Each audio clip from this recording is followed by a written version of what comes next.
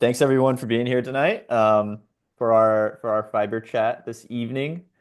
Really excited about this evening's topic on IM metacarpal fixation and partnering with Dr. Rivlin. A couple pieces of housekeeping before we get started.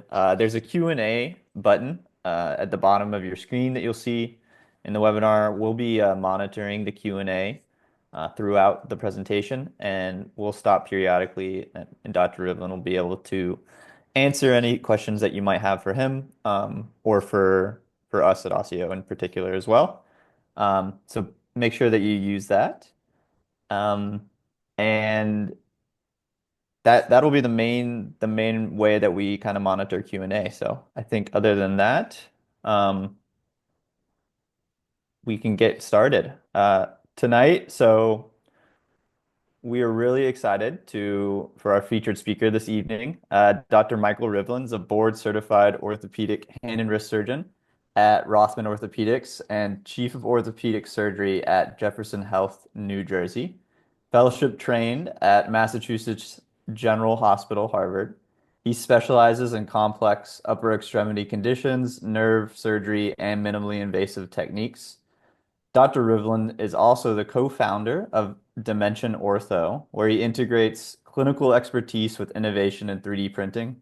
Widely published and nationally recognized, he has been named a top doc by Philadelphia Magazine and Castle Connolly and is an active member of AAOS and ASSH. So without further ado, I'm so excited to introduce and welcome our featured speaker tonight, Dr. Michael Rivlin. Thank you so much for the great introduction. I would like to live up to that. So thank you so much. And really appreciate everybody joining us tonight. Chat, can you guys see my screen just to make sure? Yes, looks great. Perfect. So welcome everybody to my basement in New Jersey. We wanted to talk a little bit about why there's some cool technology and how our journey is as surgeons to use it. Couple of the housekeeping things as Chad mentioned, if you have questions, this can be as interactive as you are sitting right here in my basement, or I can talk about it and save your questions for times, but very happy to answer questions and talk about things. So we're gonna jump in real quick. First things first, my disclosures. So Osseo did ask me to participate in this. I am a consultant of Osseo, but it is easy to talk about something that somebody believes in. As hand surgeons, so I'm a hand surgeon. I do a lot of different things in hand, but as you know, the patient population can be pretty diverse. So we take care of injuries, and there are very different types of injuries and very different people that have those injuries. So besides the talk that we're giving, the most important thing is you tailor your techniques, you tailor your treatment to the person that you're treating. So we are going to talk about metacarpal shaft fractures and neck fractures. And metacarpals are exciting because they are very common. A huge portion of the upper extremity injuries and fractures are due on the hand, especially at the metacarpals. We know that shaft fractures have been recognized as something that really affects hand function, especially some of our colleagues in New York have talked about even 2 millimeter of shortening can affect your hand function and have extensor legs. So really quickly, going through the options that we have, whenever you have a fracture, and I'm not going to bore you guys as orthopedic surgeons about what needs fixation, what does not, but we just want to enumerate about all the options that we currently have, the things that are at our disposal. So as I teach the residents, again, tailor your treatment toward the patient's needs, the patient recovery and lifestyle, and expectations as well. So we're going to start basic. So metacarpal fractures, which we're going to talk about, can be fixed the true old CRPP or K-wire fixation. There's many configuration that has been done. I will argue that anything can be fixed with pins. However, there are downsides such as pin migration, infection, and other issues that you can have, but pin fixation is still an opportunity to get things in the right position. Um, as the evolution continued, these pins started to be used on an intramedullary basis. And again, some of these fractures, and most of these are my cases, some of them are borrowed, as you'll see citations.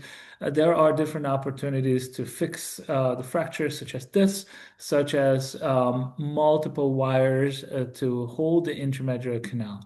Again, some of my residents probably have never seen this technique, but when I trained, this was still of interest. A few issues with these, as we can talk about. Again, if everything goes well, it's great. If something does not, it is really difficult to manage infections or anything like that, that you have to fish those wires out. But this is the tried and true bouquet technique that you can use to fill the medullary canal and hold the intramedullary fixation. Um, as we increase the complexity of injuries and fractures, more complex fractures require a little bit more stable fixation, such as these. And these fractures generally require more open reduction and fixation. The most minimalistic fixation can be extramedullary screws or bicortical or fragment screws. There's many names to this which requires small amount of soft tissue dissection, but still a fairly invasive way of fixing it. So this is the screw fixation.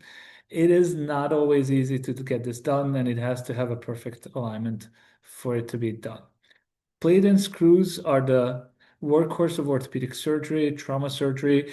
Like with this, it's hard to see, but this is a metacarpal head split fracture, which is highly unstable and commonly in multiple angles. Plate fixation is still a good option, but just know that this will make your patient stiff and it will often require other treatments to have them recover. External fixation, we should not forget about, whether that's for complex wounds associated with fractures or something that we're trying to stabilize either temporarily or permanently. As you can see, traditional external fixator on the left side and very inexpensive, yet many questions patients will ask why you have a syringe on top of your hand. But these fixation options still are work that align the fracture and recover the patient. Know that skin issues and tendon issues are common with these type of fixations. But let's focus on really what we talk about. Metacarpal fractures are very common in people that have injuries that punch something. So we're going to use the example of Fight Club. And the rules of Fight Club. First rule of Fight Club in this case is you got to keep it moving. Again, rehab is key. Early motion, people do well. They get less extensor leg, faster recovery, better outcomes. So rehabilitation by whatever means it is to get the patient to move faster, and earlier rehabilitation is the most preferred option. So as we talk about progression to minimally invasive hand surgery, there are certain injuries that require maximally invasive approaches, such as this, which has all kind of options already built in. But again, the soft tissue dissection and the approaches will create difficult to recover injuries. The more you do to the soft tissues, the slower the recovery. And remember, keep it moving, and rehab is key. So, a little bit about the history. We talked about the bouquet technique that Forscher coined in 1980s. 40 years later, we still have studies that are comparing this technique in other countries. But again, intramedullary fixation it seems to get a lot more attention as union rates are comparable to other fixation and recovery is faster. Uh, Trumbull published from our neighboring university that recovery from intramedullary fixation is not only comparable in strength to plating, but it has fewer complications and fewer return to the operating room. Meta-analysis, which will be cited in the end of this talk, have showed that intramedullary fixation does provide lower hardware removal rates with less return to the OR. So this has increased in popularity. Again, this shift happened in the 2000s, where we had better opportunities to decrease trauma to the soft tissues and return patients to early range of motion. Multiple biomechanical studies have supported that, again, as soon as you block the flexion moment, patients do well. So as the intermediate screws gain popularity, I just wanted to throw a slide out that people started to being creative and pushing the limits of what can be fixed, such as this. This is a case early on we published where you put multiple intermediate screws just to provide even segmental or oblique or rotationally unstable fractures. But pushing the limits of technology has its own merits. So outcomes in general are better with intermediate screws. This is a study published out of our institution that showed that intermediate screw allowed for greater flexion at 4 to 6 weeks, about almost 20-degree increase in range of motion, which translated to patients going back earlier to work and had also, sorry about this typo there, the only thing that was is screws had hardware complications. What that meant in our center, removal of hardware was a lot more common compared to close fixation, naturally, where there's no hardware. So hardware complications were the number one issue with intermediary screw fixation. We're going to go over a quick case. This case was a patient of mine who was 20 years old, a construction worker. He happened to punch the wall. He came to the office 2 weeks later. Super nice guy. No idea why he would punch a wall, but nonetheless, he came and he wanted to go back to work as soon as possible. He had deformity of the right hand at the second ray. He had no other issues, but he had a significant prominence, almost something that would come through the skin, imminent open fracture. He had a second metacarpal shaft fracture with significant angulation and tented skin. He elected to undergo open induction into the fixation, and again, like everything else, 2.5 weeks after surgery, he did great. Everything looks good. My resident and I gave high fives at the end of the surgery. He did require a small opening just to reduce the fracture, but we're very happy with the results. So most of my talks, I talk about my successes, but this is not one of them. Unfortunately, this gentleman came back after he recovered the first post-op visit, everything beautiful, and then 4 months later, he came back. He was probably rescuing puppies from a burning building when he was incarcerated. And while incarcerated, he got into an altercation and wound up in my office again. He had broken the metacarpal again and had a significant deformity with about 40-degree flexion at the metacarpal. At that point, we decided to just leave it as is. He was not very happy with his now deformity, but we convinced him that not having a cast in or pin sticking out of his hand in gel is an advantage for him. So we treated this non-surgically. The reason I brought up this case is because once you put an instrument in somebody's hand, that instrument can be affected with further injuries. You can see he made our anatomy very easy with the shackles and the orange jumpsuit that you can see. But after non-surgical treatment of his secondary injury, he wound up doing okay. So after all, still a successful story, but very neat that he was able to show me the anatomy on his skin. So unfortunately, 61% of patients that have metacarpal fractures are punching injuries. They in 1999, and I wonder if COVID increased or decreased this number, but 61% of patients with fifth metacarpal neck fractures admitted to punching things. I will argue that some of my patients won't admit to it, but so the number is likely higher. The problem is that some of these patients are repeat offenders. As you can see, sometimes the screw is broken around and the metacarpal is broken as well. A bent screw is difficult to manage. A broken screw is even more difficult to manage. So with another opportunity of not having instrumentation in your hand, such as this patient who had a metacarpal neck fracture. He was a concert pianist and he wanted to go back to doing things. He actually punched someone and felt really bad about it because it's his hand that he makes money with.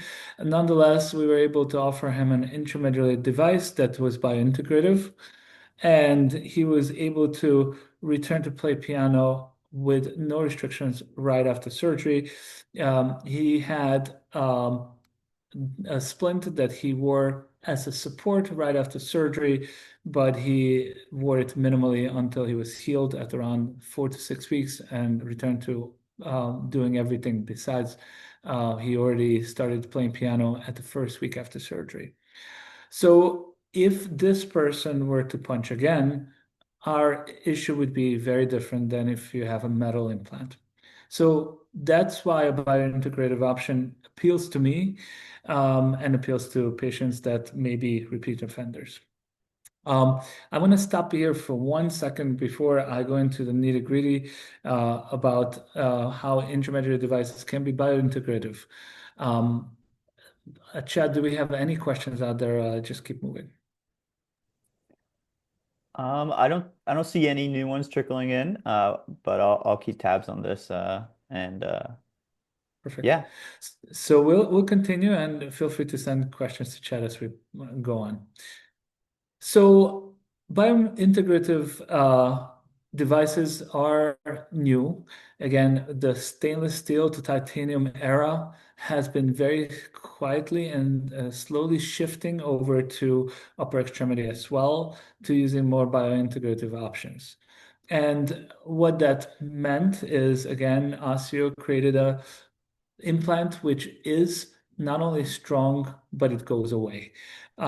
We have this chart, which I really like on the right side, that shows the confluence of metal versus natural bone regeneration. And you can see that there are other opportunities of other devices. However, OSSIOfiber material actually has equivalent or comparable properties to integrated metal implants, but again, it completely integrates, becomes eventually bone and not something that stays in your hand. Again, it fully integrates to native anatomy, and there is no inflammatory response compared to some other options. What is interesting for an orthopedic surgeon is that these implants are as good, if not better, than healthy bone. So it's actually 1.5 times stronger than cortical bone, which allows the patient to return to earlier function. Again, it has superior properties to some of the other biologics. What is important is that this is a very slow process of the healing bone getting stronger versus the orthopedic fixation becoming weaker, and eventually they meet in the middle and create a normal bone response, which you can see on this graph. So if you look at around 10 to 12 months, the healthy cortical bone strength returns and the osteofiber goes away and the healing bone becomes normal. So they complement each other, and at the end, there is no other implant in the hand. What I always worry about is with you have one axis of fixation, and I'm going to show one. This is not my case, but this is an unfortunate intermediary screw with rotation not restored. I don't have an X-ray for this patient. We wound up doing a rotational osteotomy. Um, Intermediary screws don't always do everything you want because even though non-boarded digits should be behaving, sometimes they do have rotational deformity.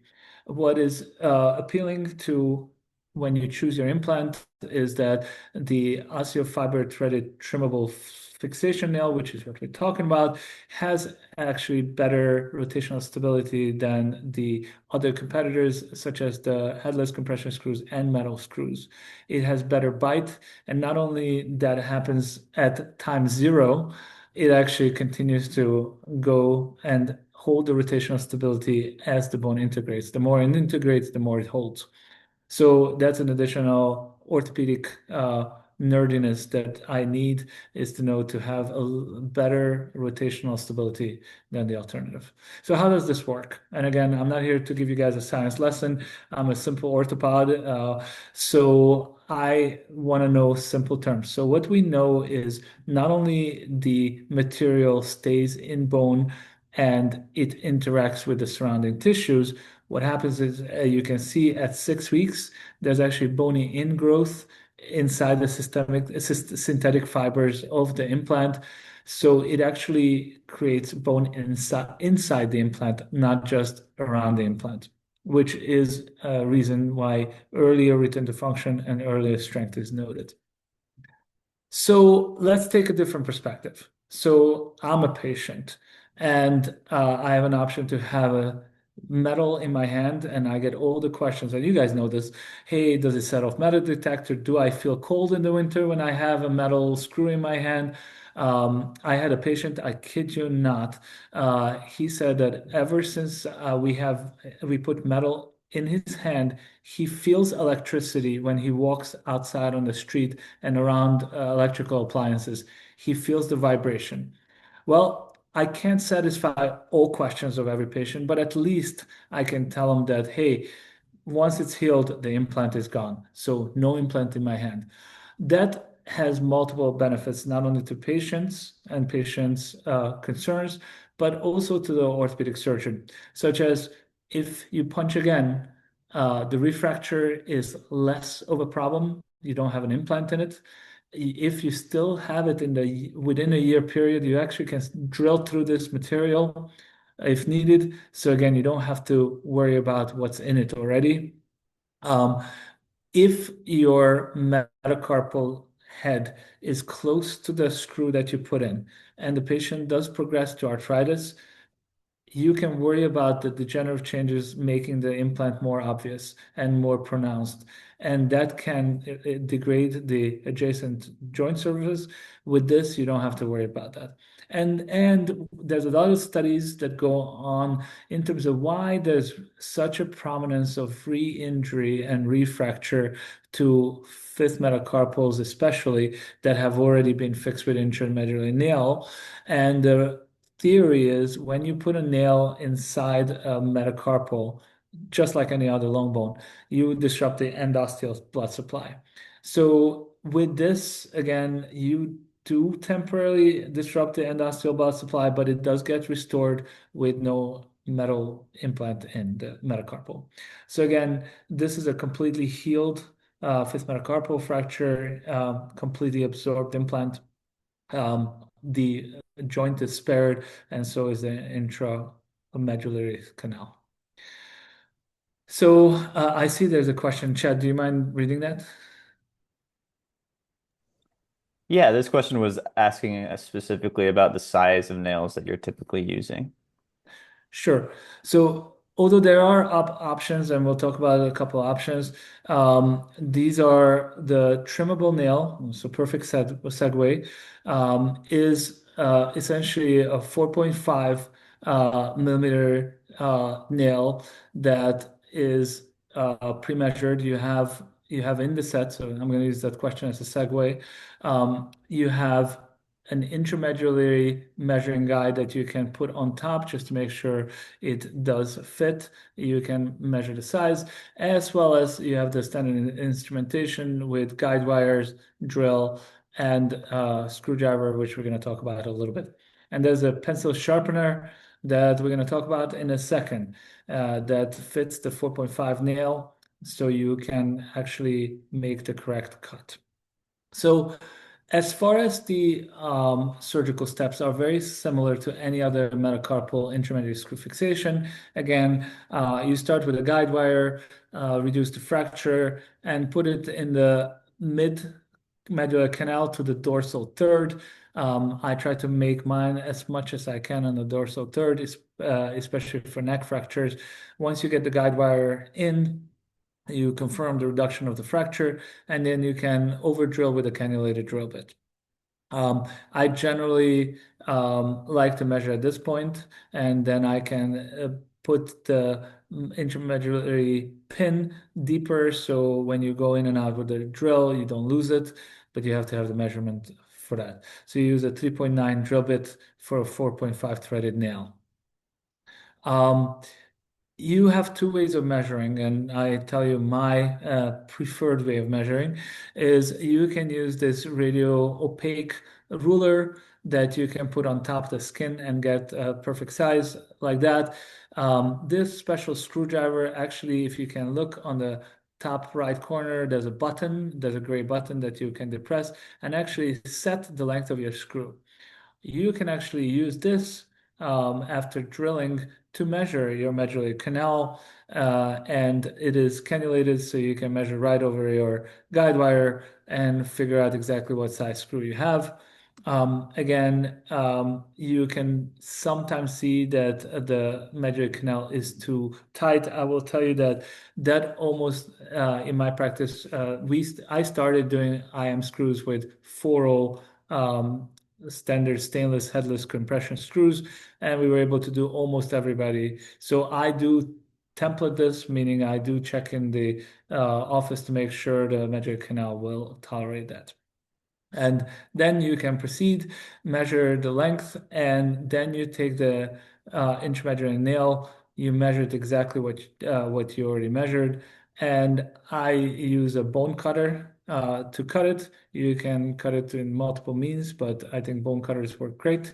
You get the distal end, I'm sorry, the proximal end of the screw that you keep, the distal end gets tossed. So now that you made a 40 millimeter, like you see on this drawing, 40 millimeter screw that you selected, you put it on your screwdriver, set it to 40, so you can see exactly where the tip is. And that is done by pressing the gray button and setting it to 40. Again, you can check your measurement doing the same step. It's a very simple step. And then you sharpen the end of the nail to make sure you have simple penetration. And once you sharpen the end, it has a stop so you can't over sharpen or have the screw wind up being too short. So once you're at the tip, you can advance the screw into the medullary canal. You can take fluoro shots. You will know exactly where the screw is because, as you can see on the simulated X-ray shot, the screwdriver width changes. That little notch is where your end of your screw is. And when you can see the notch is buried under the cortical surface or the chondral surface, you know you have achieved the right position. And once you're done with that, you can pull your K-wire and done with that. So let me stop again if you have any questions, and otherwise I do have a couple of more slides that we can go over and then open it up to more questions. Any questions on the technique, indications, or anything like that? Okay. Yeah, we have a couple coming in. One was actually about I know this primarily was regarding metacarpal fixation, but any other applications that you currently see for the 4-5 thread and nail within hand surgery? That's a perfect question. So, believe it or not, that's the perfect segue for my next slide. So, I love the audience. Thank you for being in tune with me. Um, let's answer that and save the next. So, future of fixation techniques. So, we're going to talk about where else we can use it. And Chad asked me to really focus on just metacarpals on tonight's webinar. We are probably going to do one on other applications, so I don't want to do too many spoilers, but yes, you have other options. Again, this combination of strength and gradual absorption allows us to do a lot.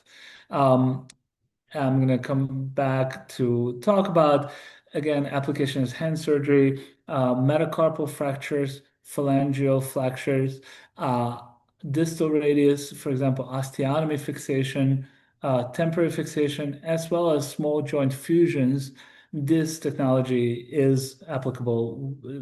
Osseo has headless compression screws, such as the 3.5 headless compression screws and other sizes of that, which can be used for scaphoid fixation and others. Just recently, I had a gentleman, which I'm going to present in a little bit, who had a distal radius fracture, intra-articular comminution with a significant step off and an SL tear. We wound up doing an arthroscopy on him and putting a 4-5 a trimmable headless compression nail on across minimum invasive with just a poke hole into the distal radius while we set the kind of shear fragment of the radial styloid under fluoroscopy to make sure it's in the right alignment. And the patient was able to start moving it fairly quickly. Luckily, his SL injury was actually not complete. So we restored his radial styloid and were able to move on. So yes, there are many other opportunities to use this technology, and I believe more and more will be done as we speak. Chad, I think there's a couple more questions. Yeah, a couple coming in. The first was, have you considered using a 5.5 nail for thumb metacarpal fractures? Um, Great question. So I have used 4.5, but I have not used 5.5.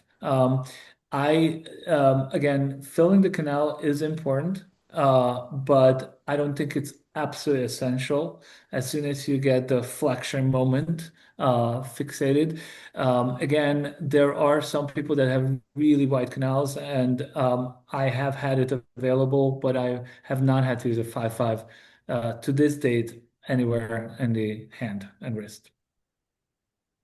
And then we had one on how does the diameter of this 4.5 nail compare to common competitors who claim like 3.6 for their smaller option, 4.5 for their larger option?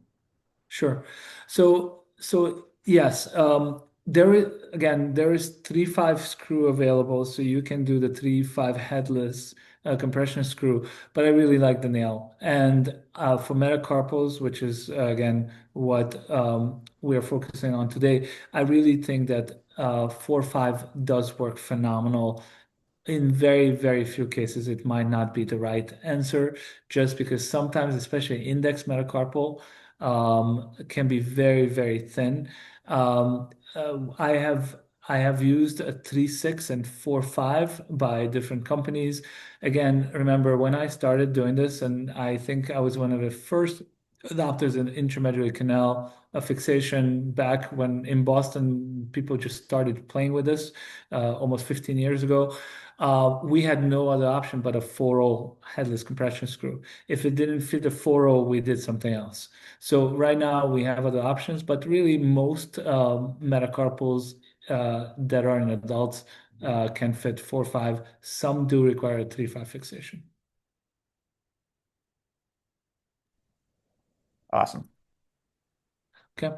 So yeah, we just to summarize, clinical advantages of OSSIOfiber or biointegrative fixation options is that it eliminates the second surgery to remove hardware, which is the number one complications of intramedullary screws. I am a believer in intramedullary screws. If my hand was injured and it could take an IM screw, please do that. If I don't have to use hardware or think of hardware ever again, I think that's the best of both worlds. So this talk is not only to say that intramedullary screw fixation is I think, the best fixation if the fracture allows it, but also eliminating hardware is the kind of the next level optimal choice. It does preserve natural bone remodeling. You don't have the metal problems I have had, and we published a case report on complications of intramedullary screw fixation. This was going back 2012. We did a multi-center trial between my patients and a couple other centers. We were the first one to report complications of intramedullary screw fixation.